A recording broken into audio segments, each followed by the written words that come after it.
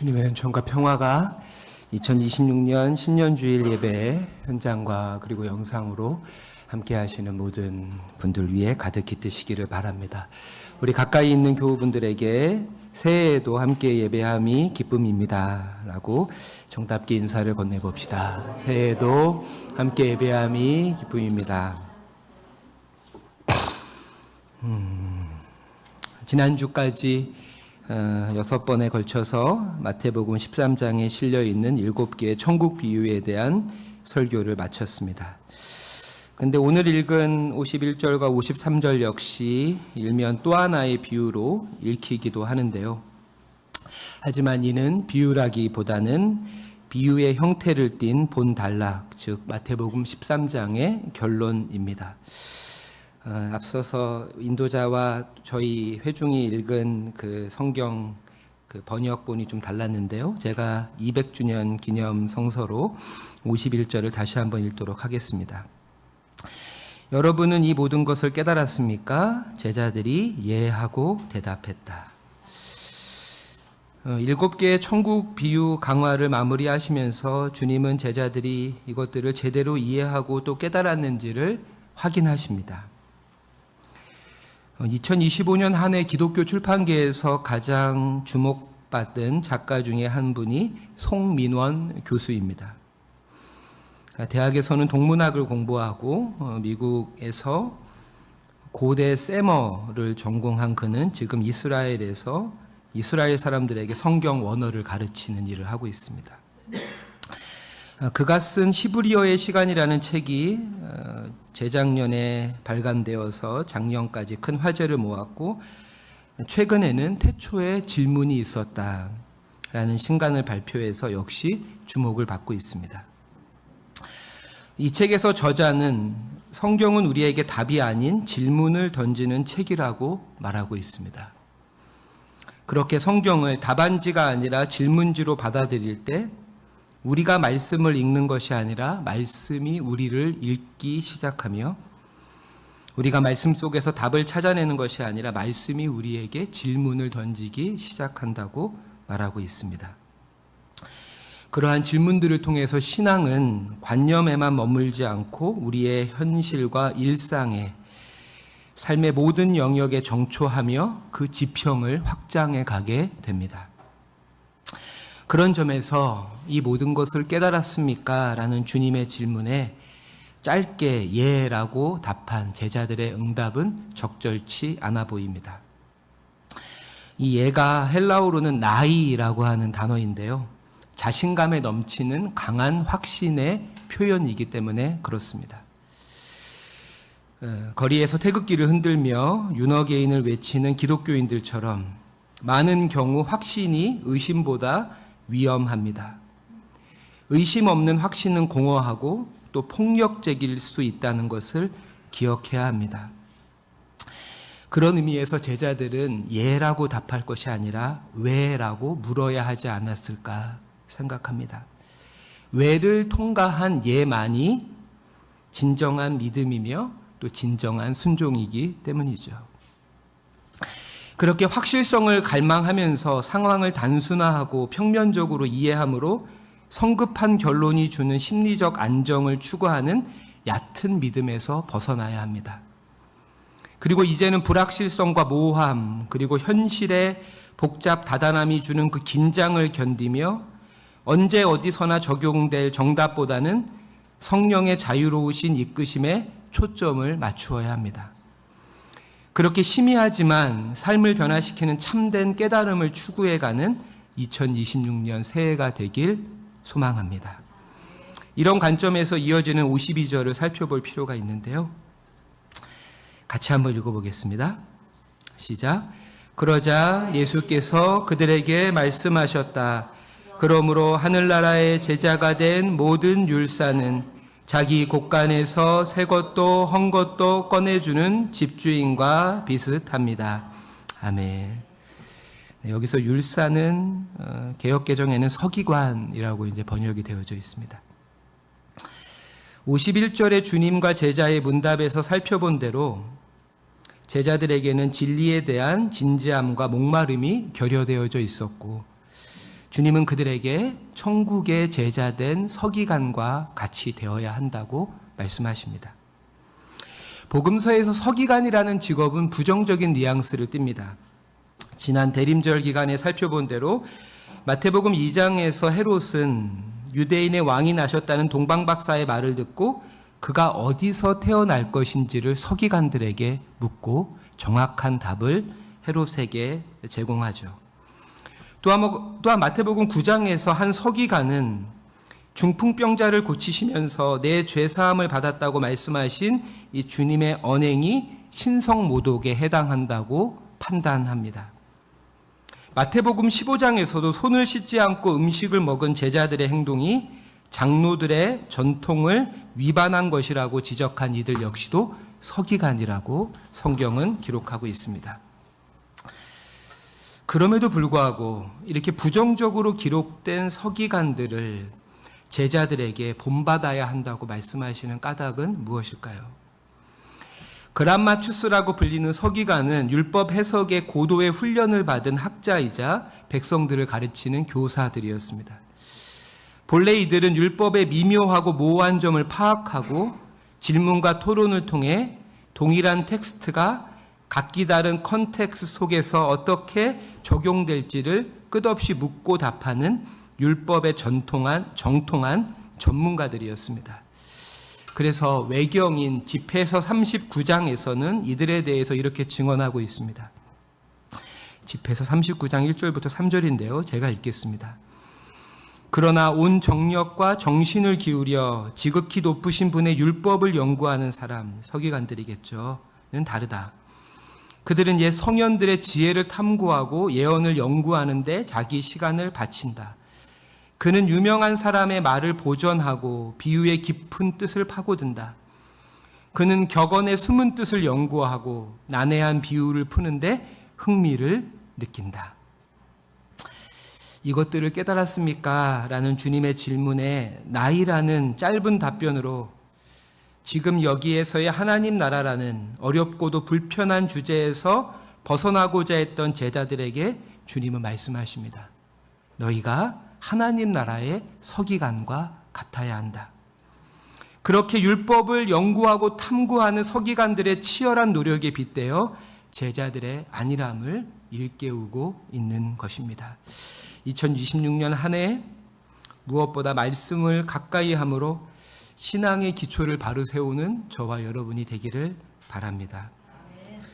매일마다 새사랑교회 홈페이지에 말씀 그리고 하루 본문이 올라가고 있습니다. 구약 본문, 신약 본문, 그리고 기도문까지 한 1, 2분 정도면 충분히 읽을 수 있는 내용인데요. 저 같은 경우는 이제 핸드폰 바탕화면에 그 앱을 다운받아서 복사해서 붙여놓고 아침에 눈을 뜨자마자 그 말씀 그리고 하루를 읽는 것으로 하루를 시작합니다. 새해 여러분에게 이런 습관들이 이미 하고 계신 분도 있겠지만 잘 자리 잡기를 바랍니다. 하지만 천국의 서기관처럼 되라는 것이 단지 율법 조항을 더 많이 암기하고 습득해서 타인의 행동을 검열하는 저들의 방식으로 주님의 말씀을 대해야 한다는 것은 아닐 것입니다. 이 점에서 주님은 천국의 제자된 서기관은 새 것과 옛 것을 곳간에서 내오는 집주인과 같다는 말씀을 덧붙이십니다. 무슨 뜻일까요? 먼저 율법의 모든 가르침은 하나님의 자비에 기초하고 관대하심을 향해야 한다는 것이겠죠. 서기관들의 율법에 대한 전문성에 더해 하나님의 자비에 기초해야 한다라는 말씀일 것입니다. 이 지점에서 당시 대중들은 예수님의 가르침이 서기관과 같지 않다고 느꼈습니다. 또한 자신의 곳간 안에 있는 것이라면 옛것이든 새것이든 남김없이 내어놓는 집주인처럼 하나님 나라의 비밀을 깨닫고 간직하고자 하는 사람 역시 그러해야 한다는 것입니다. 앞서 밭에 감춰놓은 보화를 발견한 사람이나 최상급의 진주를 만난 사람이 자신의 소유를 다 팔아 그 밭과 진주를 산 것처럼 하나님 나라의 복음을 듣고 접한 사람은 그 말씀을 붙들기 위해 자신의 온 생애를, 자신의 곳간에 있는 것을 다 내어놓는 헌신이 필요하다는 것이죠. 이처럼 주님이 제자들에게 요구하고 있는 깨달음이란 단순히 지식과 정보의 획득이 아닙니다. 관념에만 머무는 하나님 나라 복음은 다른 사상들과 마찬가지로 금세 의무감과 권태감에 빠지게 합니다. 그렇게 우리는 날마다 그리스도교 진리를 낯설게 만나야 하며 이를 위해서는 무엇보다 들려진 말씀에 순종함으로 성령의 생생한 인도하심을 경험해야 합니다. 이처럼 7개의 천국 비유들은 진리에 대한 깨달음을 주제로 하고 있습니다. 이미 첫 번째 씨 뿌리는 자의 비유에서 이 깨달음이라는 주제가 등장하고 있습니다.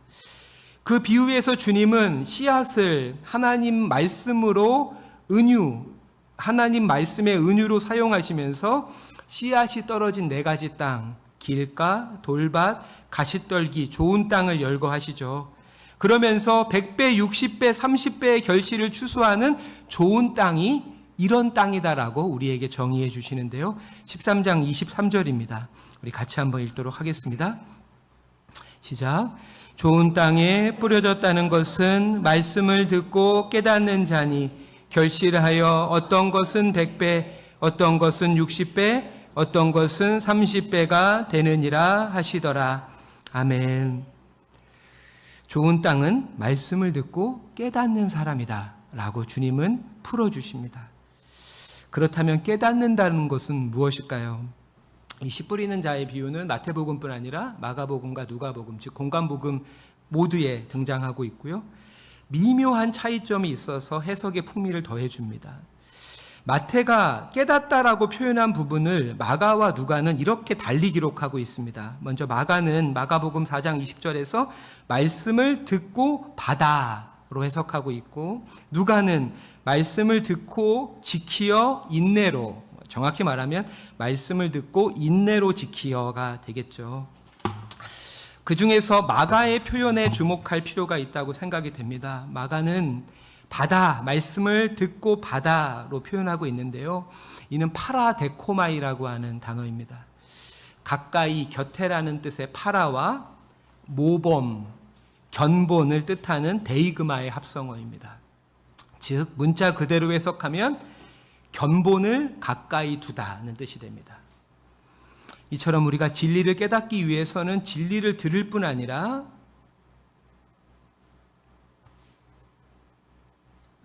그 말씀대로 살아가는 이들을 곁에 두고 가까이 해야 한다는 뜻이 됩니다. 제가 그 신일고등학교에 한 20년 있으면서 항상 마지막 수업 때 아이들한테 했던 주제가 있습니다. 그거는 그리스도교 신앙은 우리에게 새로운 꿈을 꾸게 한다. 그러면서 그것은 좋은 남편이 되는 거고 좋은 아빠가 되는 거다 라는 이야기를 항상 수업 마지막 때 했던 기억이 납니다.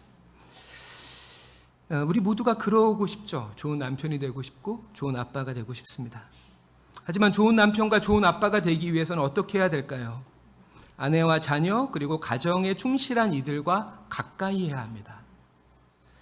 하지만 이는 쉬운 일이 아니죠. 왜냐하면 우리는 본능적으로 나보다 못한 사람들과 자기 자신을 비교하면서 상대적 우월감을 느끼는 것을 좋아하기 때문이죠. 걔보단 내가 나아. 나만 하면 잘하는 편이야. 라는 이런 상대적 우월감이 변화와 개선의 의지를 꺾어버립니다. 깨달음 역시 마찬가지이죠. 말씀을 따르는 사람들은 때로는 우리를 불편하게 합니다. 나를 부족하게 느끼게 하고 여전히 나의 믿음이 초라하게 느껴지게 하기 때문이죠. 하지만 우리가 깨달음에 이르려면 말씀을 듣고 그 말씀대로 살기 위해 노력하는 이들과 함께하고 가까이 해야 합니다. 2026년 새해 믿음의 본이 되는 이들을 가까이 하고 그렇게 나도 누군가에게 믿음의 본이 되는 삶을 사는 저와 여러분이 되시기를 바랍니다. 말씀을 마무리하겠습니다. 살아계신 하나님은 어제나 오늘이나 변함없이 우리에게 그 진리의 말씀을 전해 주십니다. 그리고 그 말씀이 우리를 새롭게 합니다. 2026년 연중 말씀은 요한계시록 21장 5절입니다. 우리 같이 한번 읽어볼까요? 시작. 보아라, 내가 모든 것을 새롭게 한다. 아멘. 여러분은 이것들을 깨달았습니까? 2026년 새해를 시작하며 이 주님의 질문 앞에 겸손히 서기 원합니다. 그렇게 우리 모두가 하나님 나라의 서기관처럼 말씀을 들을 뿐 아니라 깊이 상고하며 우리 마음에 새겨 삶에 적용하고 실천함으로 진리를 깨닫는 자가 되기 원합니다. 또한 갈림길에서 갈팡질팡하는 사람 곁에서 믿음의 본이 되어주기를 원합니다. 그때 내가 모든 것을 새롭게 한다는 이 약속의 말씀이 저와 여러분 그리고 새사랑 교회 가운데 성취되고 실현되는 2026년 새해가 되길 주님의 이름으로 축원합니다. 아멘. 기도하겠습니다.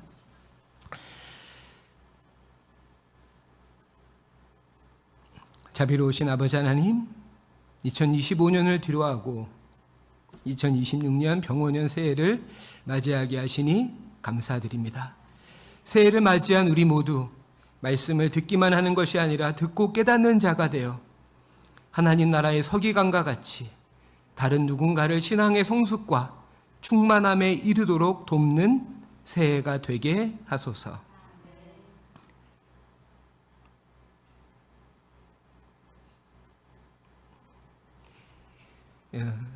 유방암